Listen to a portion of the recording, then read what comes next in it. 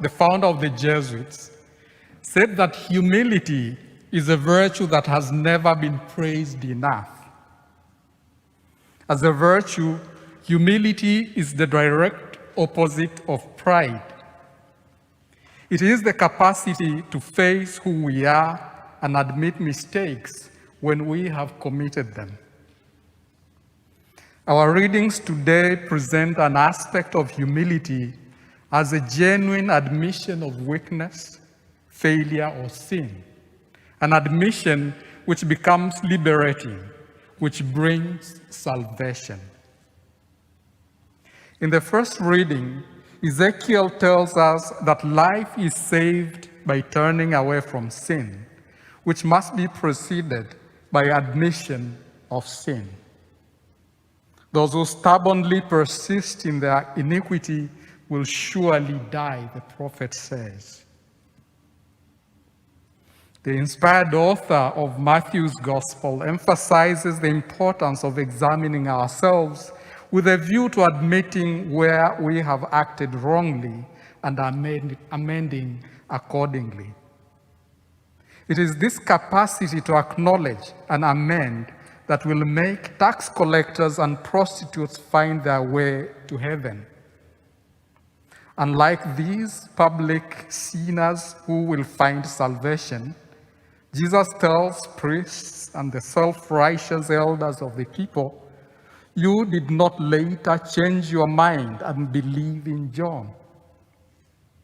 Obviously, proud, self-righteous people cannot admit to being weak, to being wrong.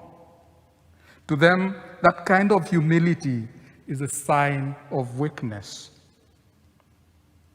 In the beautiful reading, second reading, Paul presents to us an image of Jesus as a humble one and presents him to us as an example to imitate.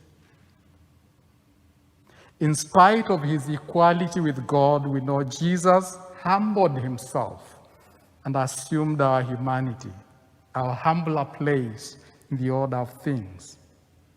He showed us that it is not because we have sinned that we would be lost, but rather because we might proudly persist in our sin.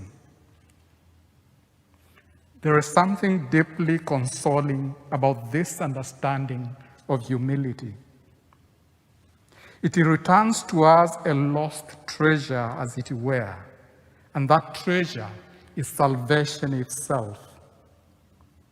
It teaches us that we never live outside the possibility of salvation unless by our own choice, our choice not so much to sin, because we will always sin, but our choice to persist proudly in sin.